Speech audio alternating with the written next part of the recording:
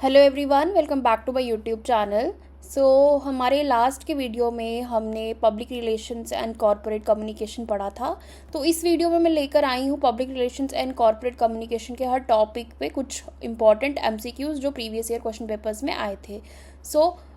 इसमें हम जो टॉपिक्स कवर करेंगे वो है concept, definition and scope of PR and corporate communication, PR in state, public, private and NGO sectors, tools and techniques of PR, crisis communication management, ethics of public relations, growing four models, international PR communication audit।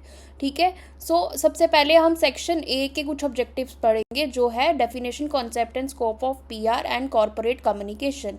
तो first objective पे आते हैं। First objective है the definition of PR as a deliberate, planned and sustained effort to establish and maintain mutual understanding between an organisation and its publics was given by it was given by institute of public relations IPR UK, okay, United Kingdom. Students, ये public relation की सबसे famous definitions में से एक है। IPR UK ने PR को एक प्लान्ड और कंटिन्यूस एफर्ट बताया है जिसमें मेन पर्पस ऑर्गेनाइजेशन और उसके पब्लिक्स के बीच म्यूचुअल अंडरस्टैंडिंग डेवलप करना है। ठीक है, यहाँ पे म्यूचुअल अंडरस्टैंडिंग को मेन पर्पस बताया गया है। किसके बीच में mutual understanding? Between public and its organisation. Now we will move to the second question. So second question is, who is often called the father of public relations? तो Edward Berners को father of public relations कहा जाता है। Okay, उन्होंने 1923 में क्रिस्टलाइजिंग public opinion नाम की एक फेमस बुक लिखी थी एंड मॉडर्न PR प्रैक्टिसेस को डेवलप करने में उनका बहुत बड़ा कॉन्ट्रीब्यूशन रहा है। फादर ऑफ PR कौन है? Edward Bernays. Now we will move to the third question. Which of the following best distinguishes PR from advertising? So the correct answer is PR aims at earned media and relationship building. Advertising uses paid space. Okay, advertising में company media space खरीदती है, ठीक है, and जबकि PR earned publicity और relationship building पर focus करता है। ठीक है, PR का मेन ऑब्जेक्टिव रेप्यूटेशन और ट्रस्ट बिल्ड करना है। ठीक है, अब जैसे कि एडवर्टाइजिंग में कंपनी ने क्या किया? मीडिया की स्पेस खरीदी एंड फिर PR ने क्या किया? पब्लिसिटी और रिलेशनशिप पर फोकस किया। तो PR का मेन ऑब्जेक्टिव क्या है? रेप्यूटेशन और ट्रस्ट को बिल्ड करना अमंग पब्लिक। ओके, एडवर्टाइजिंग का मतलब है यहाँ पे पेड मीडिया एंड PR का मतलब है earned media. Okay, now the next question. The term publics in public relations refer to, it refers to all groups that have an interest in or are affected by the organization। ठीक है, PR में publics का मतलब सिर्फ customers नहीं होता है, इसमें आपके एम्प्लॉयज़ आ जाते हैं, आपके मीडिया आ जाता है, आपका इन्वेस्टर्स आ जाते हैं, आपकी गवर्नमेंट आ जाती है, आपके सप्लायर्स आ जाते हैं, लोकल कम्युनिटी, ये सब शामिल हो जाते हैं।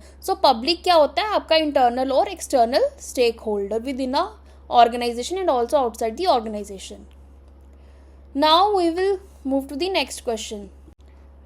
The question is, the concept of corporate communication was significantly advanced by the publication of Principles of Corporate Communication 1992 by Cees van Royel and Cees van Royel corporate communication के सबसे important scholars में से एक हैं। उन्होंने internal और external communication को integrate करने की कॉन्सेप्ट को पॉपुलर बनाया था। तो इसका सही आंसर है Cees van Riel. Now the next question, which of the following is not typically a function of public relations? ठीक है, तो डायरेक्ट प्रोडक्ट सेल्स जो है is not a function of public relation.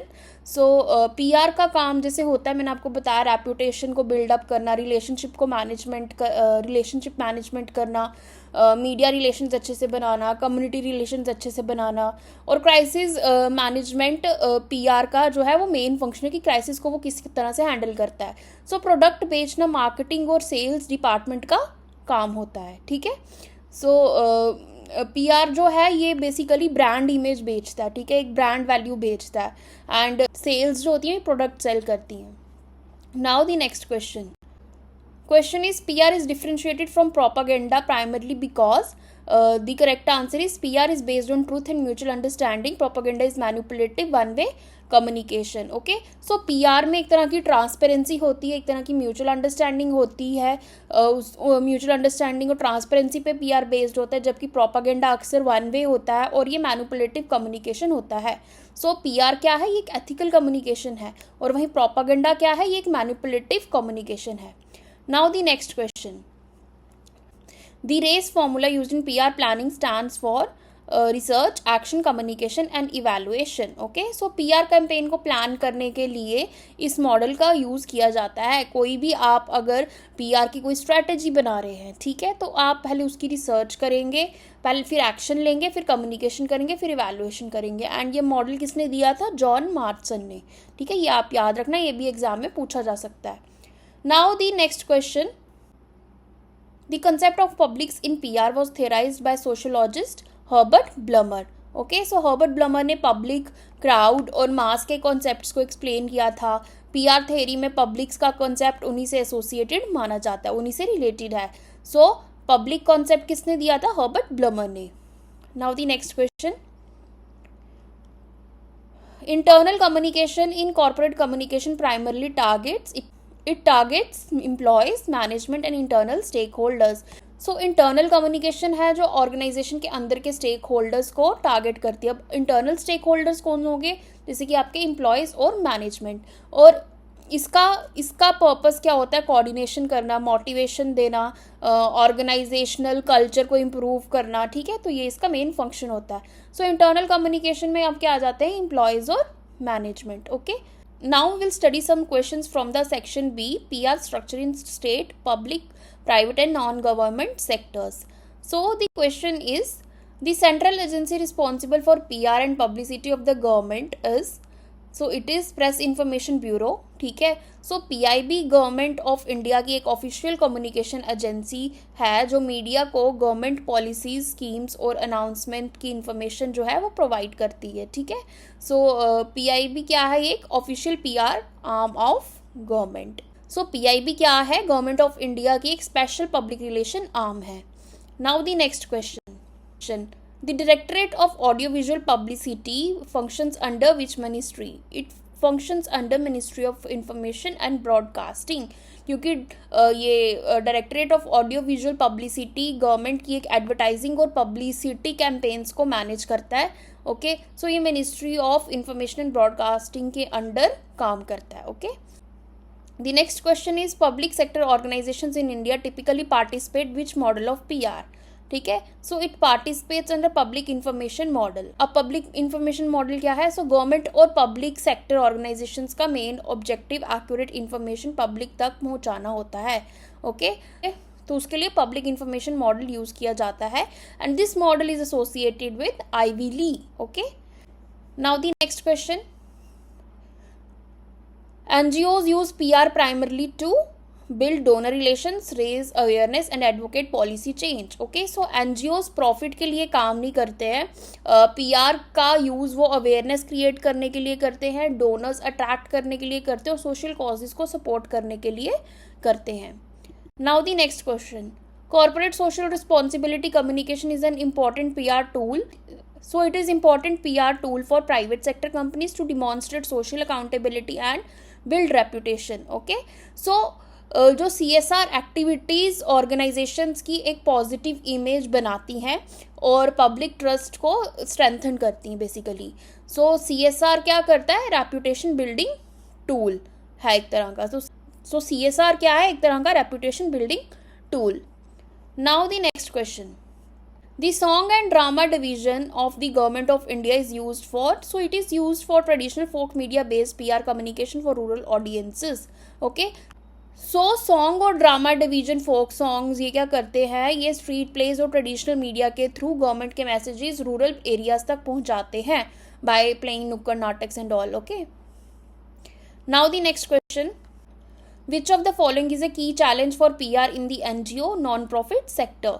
So the challenge is managing credibility while competing for donor attention with limited resources। okay, so NGOs के पास limited funds होते हैं, फिर भी उन्हें donors का ट्रस्ट मेंटेन करना पड़ता है। ओके, सो इसी वजह से क्रेडिबिलिटी उनके लिए सबसे इम्पॉर्टेंट चैलेंज होती है। Okay, now the next question, lobbying as a PR tool is primarily used to, so it is used to influence government policy and legislation on behalf of an organization। क्योंकि lobbying का main purpose क्या होता है? Policy makers और legislators को influence करना ताकि organisation के इंटरेस्ट को सपोर्ट मिले। Okay, now the next section. Now we have questions from the tools and techniques of PR and corporate communication. So इसमें से क्वेश्चन है, a press release is primarily used in PR to provide news to media outlets about organizational activities or announcements. Okay, so press release media का official information देने का सबसे common PR tool है. So press release is equal to news for media and it is one of the most important and common PR tool.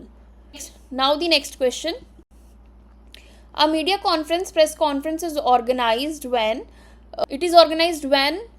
important news needs to be announced simultaneously to multiple media representatives. Okay, so press conference तब organize की जाती है जब एक समय पर सभी media representatives को कोई important information देनी है, उस टाइम पे press conference arrange की जाती है.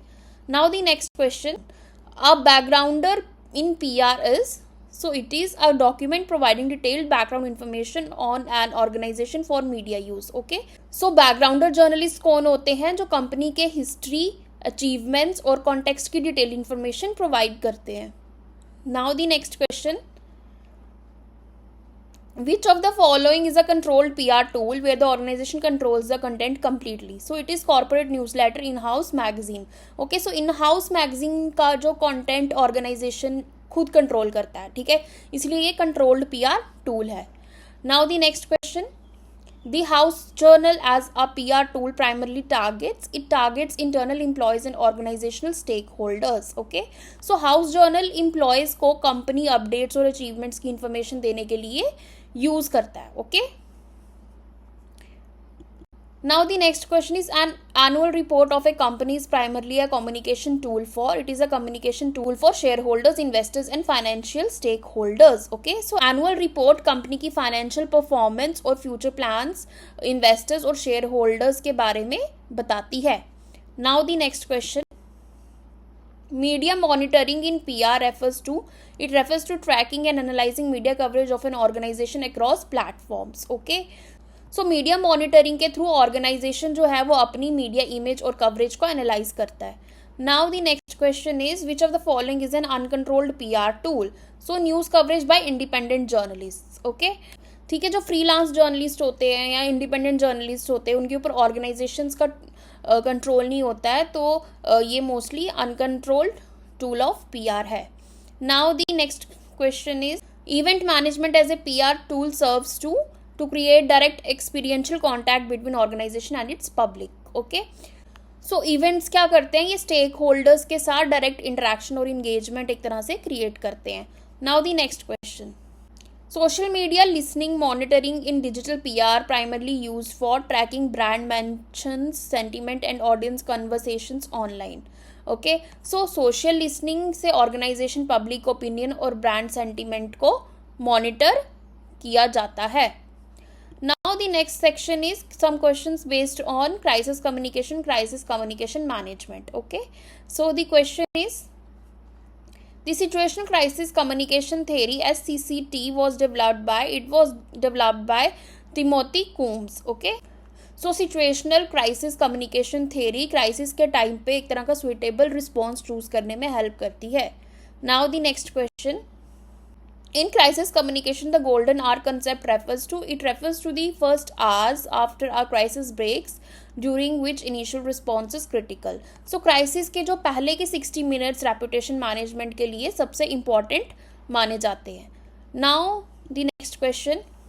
Which of the following is the first step in crisis communication management? It's the identifying and assessing the nature of crisis. Okay, so response देने से पहले आपको crisis को समझना पड़ेगा और assess करना पड़ेगा कि क्या problem हुई है and क्या ज़रूरी है करना अपनी reputation को बचाने के लिए. Now the next question.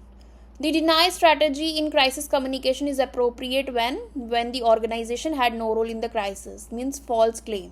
सो अगर एलिगेशन फॉल्स हो तो ऑर्गेनाइजेशन डिनायल स्ट्रैटेजी यूज़ कर सकती है. Now the next question. The Tylenol poisoning case 1982 is cited in PR as a classic example of effective crisis management through proactive product recall and transparent communication. Okay, क्योंकि Johnson and Johnson ने transparent communication और product recall के through trust maintain किया था. Okay, तो इन्होंने भी यही स्ट्रैटेजी अपनाई. Now the next question. A dark site in crisis communication refers to a pre-prepared website activated during a crisis to provide accurate information to the public. Okay, so dark site emergency communication के लिए पहले से ही ready रखी जाती है. Now the next question, which of the following is not a recommended principle of crisis communication? So it is withhold information to prevent panic. Okay, so crisis communication में transparency और honesty जो है वो बहुत essential होती है. Now the next question, the apology strategy in crisis PR involves the organisation offering explanation, justification और apology for its action. ठीक है, अपॉलॉजी या स्ट्रैटेजी में ऑर्गेनाइजेशन अपना व्यू पॉइंट एक्सप्लेन करती है और अपॉलॉजी इशू करती है. Now we have some MCQs based on ethics of public relations, international PR and communication audit. Okay, so the question is, the code of ethics in public relations is associated with IPRA, International Public Relations Association. Okay, so code of ethics जो है ये PR profession का important international ethical code है. Now the next question, which ethical principle in PR states that a practitioner should never represent conflicting interests without disclosure?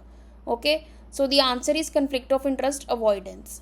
So PR professionals को conflicting clients represent करते वक्त transparency maintain करनी चाहिए.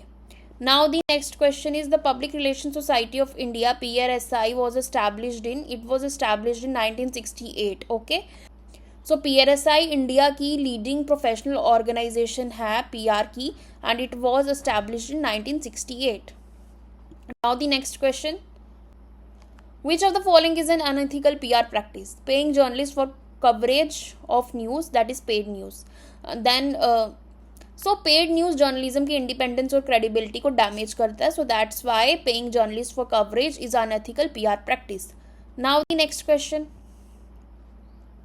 the concept of spin in PR is associated with presenting selective or misleading information to shape public perception favorably. Okay, so spin का concept क्या है? Spin facts को selectively present करके positive image create करने की एक टेक्निक है. Now the next question, and growing and hunts 4 model of PR were published in their landmark book, that is managing public relations in 1984. सो इसी book में 4 models of PR जो थे वो introduce किए गए थे. Now the next question, which of the growing 4 PR models is considered the most ethical and effective? It is a two-way symmetrical model because it is based on mutual understanding between our organization and public. Okay, so ये dialogue और mutual understanding पर based model है.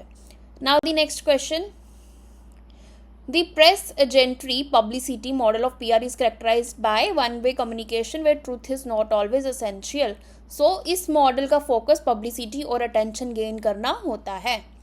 Now the next question is, which PR model is characterised by one way communication where accurate information is disseminated but feedback is not sought. Okay, so the answer is public information model, क्योंकि Ivy Lee से एसोसिएटेड ये model accurate information provide करता है लेकिन feedback नहीं लेता है. Okay, now the next question is, IPRA, International Public Relations Association, was founded in 1955. Okay, so ये दुनिया की सबसे इम्पॉर्टेंट PR ऑर्गेनाइजेशंस में से एक है. Now the next question is, the primary challenge of international PR compare to domestic PR is managing communication across different cultural, linguistic and political context. Okay, क्योंकि international PR में cultural differences और language barrier सबसे बड़ी चैलेंज होती हैं. Now the next question is, which of the following is a major international PR professional body? So the answer is IPRA, International Public Relations Association. Okay, and IPRA जो है global level पर PR professionals को represent करती है. Now the next question is, a communication audit in PR is conducted to evaluate the effectiveness of an organization's communication with its key publics and identify gaps. ठीक है, so communication audit communication system की strength और weakness को identify करता है, तो इसीलिए उसको कम्युनिकेशन ऑडिट बोला जाता है in PR. Now we have the last question, Which of the following is an outcome of communication audit? So the outcome is identification of communication gaps and recommendations for improvement. ठीक है, communication audit के बाद organisation को improvement के लिए recommendations मिलती हैं जो कम्युनिकेशन स्ट्रैटेजी को स्ट्रॉन्गर बनाती हैं. So students, with this we have completed the 50 most important MCQs from public relations and corporate communication. So I hope this lecture helped you to understand not only the correct answers but also the important concept behind each question. And if you found this lecture useful, don't forget to please like the video, subscribe to the channel, please do share the video to your friends. In next video I will start the new unit, that is the media laws and ethics. Till then, bye bye, stay tuned.